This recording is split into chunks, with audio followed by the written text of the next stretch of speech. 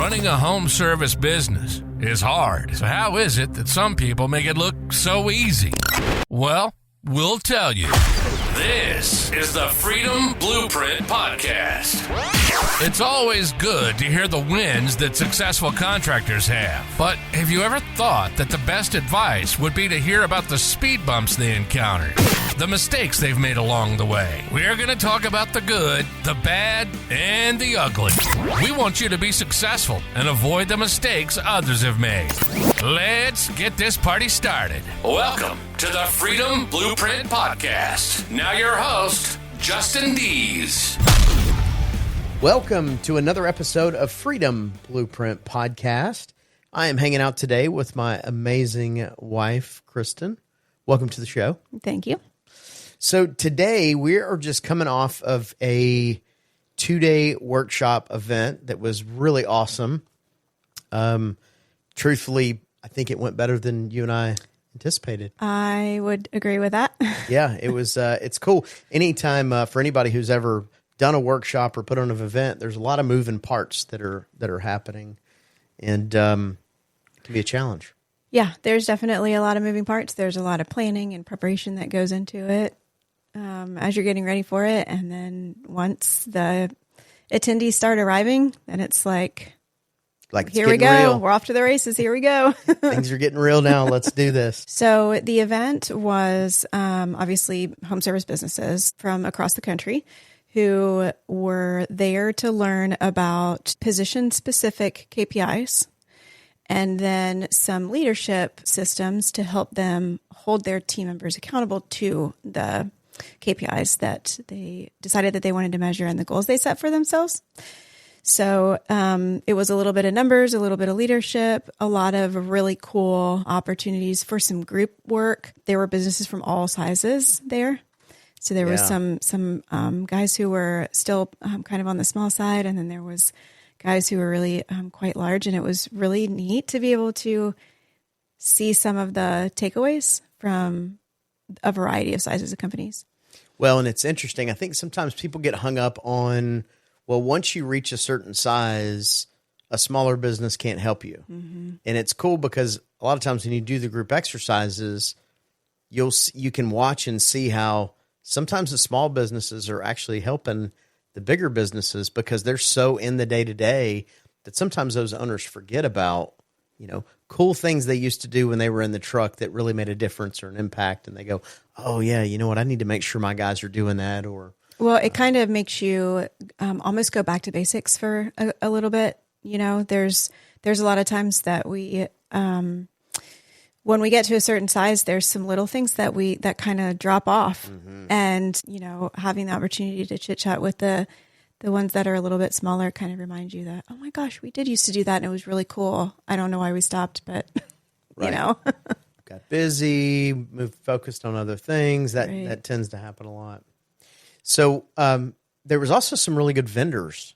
Yep, we had a couple. Yep, we had 4 vendors. So let's give them all a shout out. They were amazing. Yes. So Glass House was our presenting sponsor, our entertainment sponsor as well. And Jimmy from Glass House spoke a little bit about the Disney Prince, Disney Prince model. I love his talk on that. And if you go back, he's been on the podcast, and he did a podcast where he did a little bit of talking about the Disney Prince model. But it's cool because that came up because he's got 2 younger kids, and that just kind of framework happened, and that was really, really cool to see that. Well, and the cool thing about kind of what I took away from his section was if you just do 10% better in a couple of different things, it compounds so much more. And you can apply that not only to business, but like life.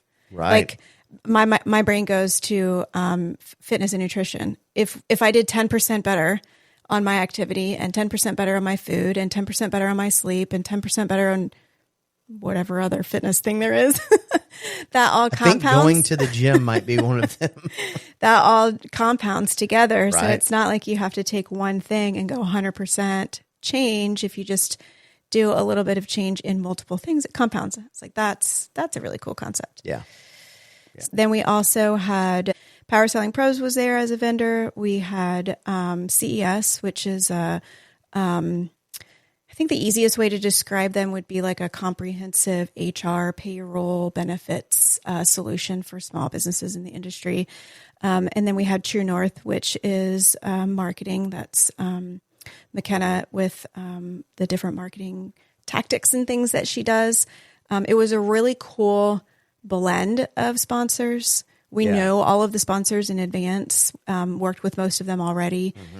So it was... we were proud to have them as sponsors. Right. Like I was proud to have them talk to our attendees, and it was really cool. We would be comfortable saying, use this company. Yes. They're going to take care of you. Right. I think that's the nice thing about being able to pick the vendors is we were able to kind of go through it and go, who do we know? Who do we like? Who do we trust? And that's who we want to kind of hang out with. Yeah.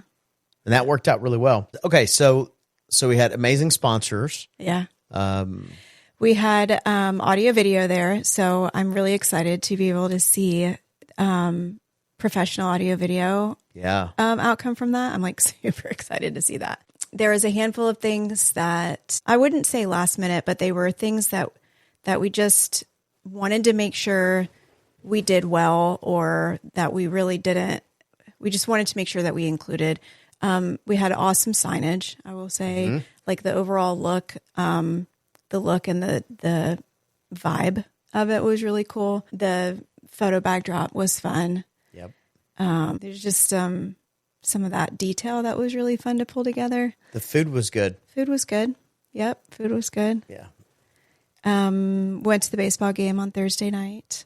We got to see the Pensacola Wahoos, which on Thursdays, they're the Pensacola Mullets. Okay, I don't get this. I don't get it. Okay, so I'm going to tell this story. I don't know if it's true or not. So it'll make for a good story. I think that they do it and they tied it in to the BOGO beer thing. So like Thursday night is Thirsty Thursday. Right. So it's kind of like the mullet is a famous fish or a popular fish here. And a haircut. Right. So it's like Trashy Thursday. I don't know. I think so. I'm going to double check though, because the team used to be called the Mullets? No, they were never called the Mullets ever in the history of ever. Nope. I think they tried it as a one-time thing. It was really popular. People liked it, and they kept it because going. even their jerseys are even different. Like there's this brown. It's a mullet thing. It's supposed to look like a mullet, but it's really weird because you have the player's head and hat, and then you have their bare neck, and then you have this brown swath of something on the back of their shirt. It'd be funnier if they took fake hair and hung it out the back of their hats. Yeah, I'm gonna have to look it up now, but I'm positive that part of that story is true, because I know that's kind of how it started. Whether they call it Trashy Thursday or not, I don't know. If they don't, they should. They should. Well, okay, but so we played the Trash Pandas. We played the Trash Pandas out of Huntsville. Out of Huntsville, Alabama, which here's the deal. I did have somebody ask me the other night what a trash panda is. So just for clarity, it's a raccoon. Oh. Wait, you didn't know what? I did not. Oh. Matter of fact, I was asking Keith that was there. He lives in Huntsville. Right. And I was talking to him the week before, and I said, hey, just so you know. Well, he lives in Decatur, which is right there by Huntsville. But I said, hey, just so you know, we're playing the Trash Pandas. He's like, man, I'm going to wear my jersey. I'm going to wear my hat. Yeah, he was decked out. I was like, no, you won't. And he did. He totally did. Yeah, he was the fan. He was, I think, the only Trash Panda fan there. And also, they were winning for a minute. And then towards the end, the Wahoos started scoring a couple runs and took the lead.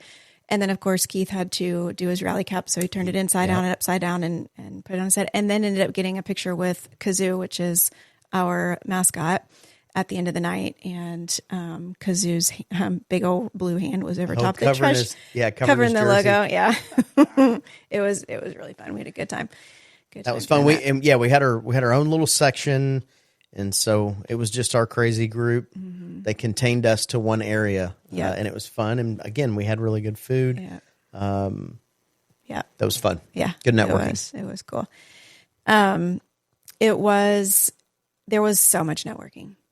Yeah. There was so much networking over the whole couple of days. As a matter of fact, one of the guys who I was talking to before the event when he was trying to decide whether or not he should come because, they're like a pretty decent sized company and they've got a lot of stuff already kind of in place. And he was like, am I going to get anything out of this? And I was like, I bet you will. I bet you will. Yeah. And he's like, is there going to be companies I can network with that are bigger than me? And I said, yeah, there'll probably be some.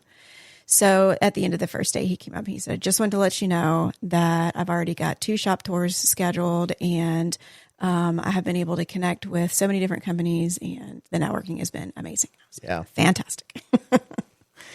So that was cool. So that wrapped day one. Day one was heavy. Day one was a lot of lift. There was, it wasn't numbers from like a financial standpoint, but financial statement standpoint, but it was definitely probably the heavier lift of the 2 days because the whole concept of the 2 days was we were working to put together a package. So each segment that we did, it kind of built on the next one. Right. Like the next one built on that and built on that and built on that all the way through for the whole 2 days. And so I would say that it was probably a heavier lift and slightly more individual lift on day one. But then on day two, it was less numbery and more like leadership-y type stuff. How do you take action? How do you Right. hold people accountable? How do you Right. now we've got all this stuff. Now what do you do with it? Because Because I think that's a lot of what gets missed a lot of times. And the difference in conference and workshops is that we had time to go deeper on the topic. Well, and it's cool. Like I really wanted to be able to teach something and then have it provide enough value that the attendee felt like they were getting something out of the 2 days that were there, but not hit them with the fire hose so much that they couldn't even absorb, let alone try to implement all the things. So it was kind of and even preparing the content, it was like this fine balance of how do I know that I'm going to be providing enough without providing too much and it become overwhelming. And so the second day, then they got to really work a lot in small groups and then use the strategic leverage of their group to be able to compound what they got to take home. So they all were individually working on a piece, but they were individually working on pieces of their, like in the group of their table. And then at the end of the day, they could pull it all together. And now they had 4 complete sets instead of 1 complete set. So it was a good way to be able to utilize the power of the group.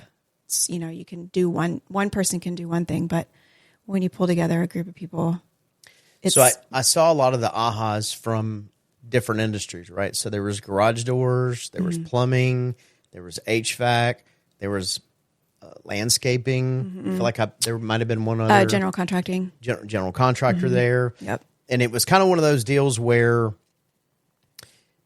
they had that misconception of, well, I'm not going to learn anything from a garage door if I don't do garage doors or plumbing. And then when they're starting to work in these small groups, they're going, oh, you know what? We do that, or I forgot about it, or oh my gosh, that's a really good idea. Why don't we do that in our industry? So it's really neat to see those light bulbs. Well, and home services, the concept of home service is that the technician, regardless of what they do, leaves your shop and goes to the customer's home to do something, as opposed to like an auto mechanic where the customer brings their thing to you to fix. You're going to them to fix, repair, install, whatever you're doing. At the end of the day, home services is the same. It's just a different widget. Right. Right. I mean, obviously the skill and the technical, like that's different, but the business running of it, it is the same thing, regardless of what the widget is. Right. Even no matter what software you're in or anything like that, it is the same. And, I mean, I kicked off the 2 days of, some do's and don'ts. And one of the don'ts was, don't fool yourself into thinking your business is different, because it's not. Right. And I'm glad you set the stage for that too, because there was a couple times where people would start and they would catch themselves. Like, I'm just kidding. And be like, my business is, that's exactly right. That'll work. And that'll work. Well, and then you have the group too, who's like, hey, it's not, and here's why. And so that was pretty awesome to see. Just light bulbs. Yeah. Right? Yeah. To see light bulb. And then as everything, well, okay, let me tell you one of the comments that I received actually from a couple of people was about the flow, and that that it wasn't 75, 1,100 different topics that they were getting hit with. And at the end of the day, they're like, well, I don't even know what to do with all this. Right. Everything built on the next thing. Everything built on the next thing. And I think everybody appreciated that because it's building and building and building. Well, and I was shooting for the idea that let's take this one topic and go deep instead of do 15 topics and stay surface level. Right. So good. I'm glad it worked out. I also want to mention and appreciate Levi Torres from Hi-Fi Plumbing. He was there. He did a presentation.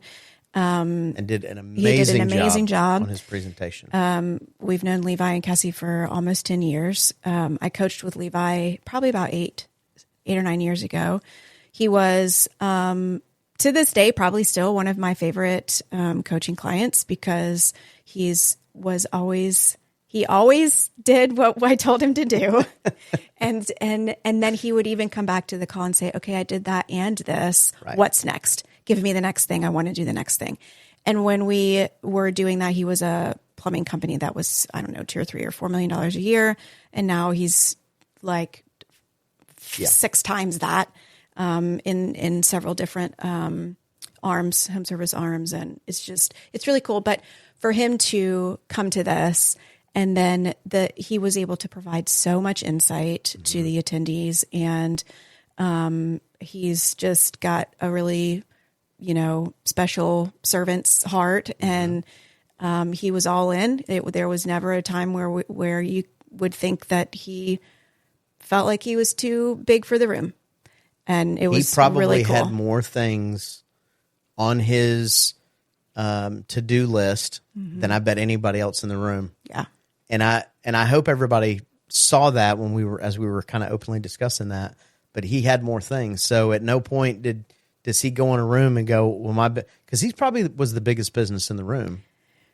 Yeah, I think so. I mean, if not, he was pretty close. Yeah, but, I think so. But at no point was it was, I'm here to work, man. Right. Like, what do I learn? He was going to the smaller companies, not like, let me tell you, but like, tell me, asking questions. And it was cool. Keith Jackson, same thing, man. Keith Jackson's technically retired. But he had notes all over the place. He had notes and just an amazing group of people. And I mean, that's really the first workshop in that kind of format with the virtual CFO that you've done. And I mean, anybody who's ever done events can tell you the first is the absolute hardest for any to fill the room, to get sponsors, to any of that stuff. And sponsorship was sold out. The room was sold out. The event venue was amazing. There wasn't any glitch. I mean, it was really such a smooth running event. It was pretty awesome. Thanks. Thank you. I mean, I always am going to have polishes. Oh, 100%. I'm always going to have polishes, but to know that the framework is set now and to do it again feels like a little bit less of a hurdle than honestly when we first started, when I was like, oh, wow, I want to do a workshop or whatever. And at the beginning, I was like, how hard could it be? And then about 2 weeks before the event, I was like, OMG, what have I gotten myself into? Well, so here's another surprise, or maybe not surprise, but it certainly felt good, is closing everything out, having so many people say, when's the next one? Yes, that was awesome. Like, hey, anybody got any last questions is wrapping up, and they're like, when's the next one? Yeah, when's the next one? Can we sign up now? Like, where's the next one? Yeah. That felt... that was good. That felt pretty good. Yeah. Let's see, so also Josh and Tersh. Josh and Tersh were there. They talked about AI, which is, those guys are AI ninjas. I always get good notes from them and any other stuff they talk about with AI. And, even me, I've got a really good list that I took away from the conference of things I've got to, kind of start doing. And so just for any listeners who don't know Josh and Tersh, that would be Josh Crouch and Tersh Blissett from Service Business Mastery. Well, Service Business Mastery, they own 8 businesses combined. Okay, Yeah. so I know the two of them that are not actual home services are the AI Automation Pros and the Service Business Mastery podcast. And then there's 6 others, some of which are also our home service businesses. Some are. Josh has got a really awesome digital marketing company. Yep. And we'll put all their information in the show notes. Definitely check them out. They got a lot going on, and and a lot of what they talked about was that's because of AI. Like they're these minute tasks that tend to just wear out business owners. They specialize in just helping people get that stuff dialed in so that it's not wearing them down. Well, and it's even recognizing where AI could help. Like they were talking about how if you do the same thing more than 3 times a week, then AI could be involved. Yeah. And there is a struggle with growing home service businesses, growing businesses in general, probably, where we need to try to find the balance of our non-revenue generating team members and our revenue generating team members. And the more we want our non-revenue generators involved in the customer service journey, the more tasks there are. And so then you find yourself feeling like you need another person. I need another CSR. I need another CSR. I need another CSR to get all these things done. When really, probably what you just need is a little bit of automation and some efficiency in your business. And then you could provide the additional level of service that you want, but utilize the technology that's out there. So they definitely, it blows my mind, honest to goodness. Every time I talk to him about AI, it just like my brain doesn't go there. Well, and it doubles in capacity every 6 months too. So that's another challenge. They're like, yeah, we did this one graphic in October and it's outdated 3 times since then, and it's May. So it's the speed in which all of that stuff is growing is a little bit mind boggling. But and then we had Jared Williams from The Wealthy Plumber. So that was really cool. And the couple of people who were attendees are also in his group, The Wealthy Plumber. So that was really neat for them to like be able to connect. That was neat. And we'll link all of the sponsors and the speakers in this episode. I'll link all their information in there. So if you don't know who they are, you can definitely find out more about them. The Wealthy Plumber Group is a fantastic school group that Jared has created. He's also got a really good podcast called The Jared Williams Show that's on all the places, the YouTube and all the places as well. I had a really good time with the attendees. Yeah. We had some really entertaining ones. They were engaged. We had a good time. It was fun. Yeah. It was really fun. So do you have the date for the next one yet? No. At the time of this recording, we've been out of the event less than 48 hours. So no, I do not have any date I've already yet. gotten several text messages. I was like, oh, she'll have it figured out by Monday. Yeah, maybe. I don't know what I'm going to do next time from the time wise, because May, I don't remember exactly why we picked May in the first place, but May was a little bit tough for some of my HVAC companies because that's a tough time for HVAC business. They're starting to get ramped up, and I was super appreciative of the HVAC companies that were there because I knew in the back of their mind, they're like, man, it's the freaking first hottest day of the year. And yeah, there was actually a couple of companies that were, So time wise, and even we're getting up to the end of school, and it's a busy time of year. It's tricky. Graduations and all the things. We're not too far from a big graduation in the Deese house. So I have a feeling it'll be earlier in 2026 is when we'll do the next one. Earlier than May, and we'll do it a little earlier. It was a fantastic time to be in Pensacola, though. The weather right now is really pretty. It was warm, but not hot, in my opinion. Although all of the Northerners were like, "Oh my gosh, it's so hot and muggy here."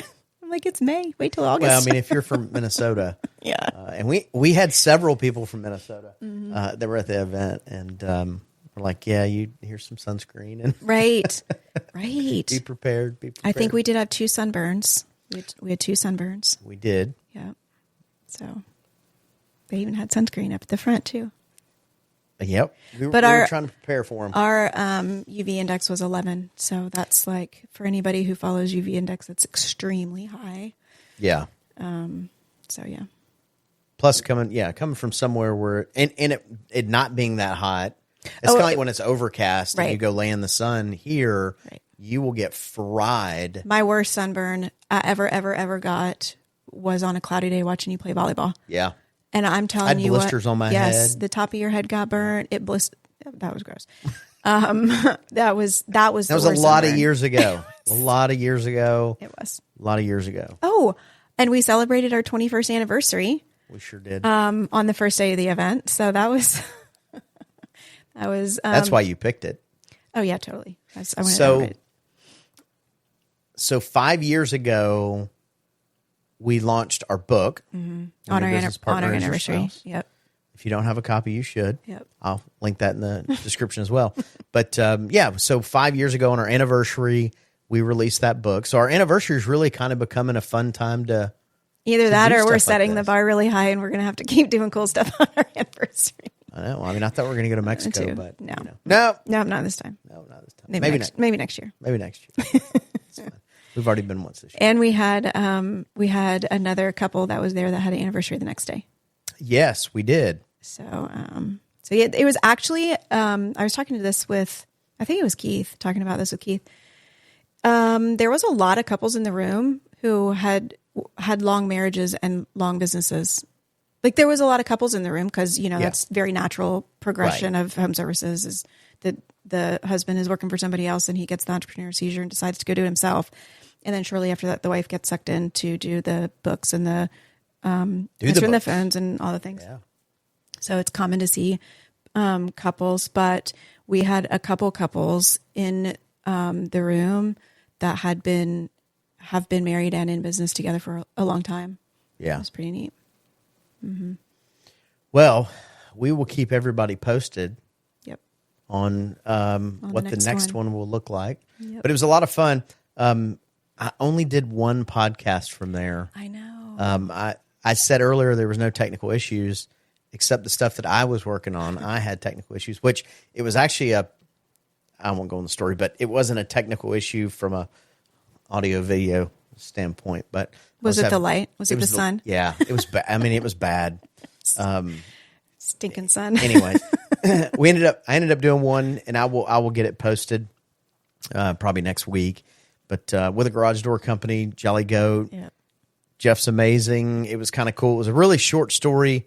I'll have him back on to kind of tell the better, longer version of the story too. But that was a lot of fun to be able to have him on the show. But yeah, all in all, great vendors, great attendees, great weather. The hotel was perfect. Mm-hmm. Like the people were on it. People were awesome. It was great. Yep. But yeah, all in all. And then we went, so then the next night, they have what they call gallery night here in Pensacola where they shut down basically Palafox and there's just vendors and all kinds of stuff going on, people wandering around. So for all the people that had never been to Pensacola, this was a really cool time because then if they stayed over the weekend too, we had the Gumbo Festival and the beach was packed. We went out there Saturday for lunch and packed. Yeah. Yeah. It's like the next weekend is the official start of summer, but this weekend was probably like the unofficial start. Yeah, the unofficial, the unofficial start kick of off summer. the party for sure. So Yeah. Well, awesome. Well, everybody, we appreciate you tuning in, checking it out, whether you're watching us on YouTube or listening to us on one of the other platforms. We appreciate it. And as always, a 5-star review would not hurt our feelings. It definitely helps us get this algorithm thing, however this magical person behind the curtain works. It really helps us and helps promote us so that we can spread our message to other people. So until next time, we appreciate it. You've been listening to the Freedom Blueprint Podcast. Information is useless if not applied. So take what you've learned and go and implement it.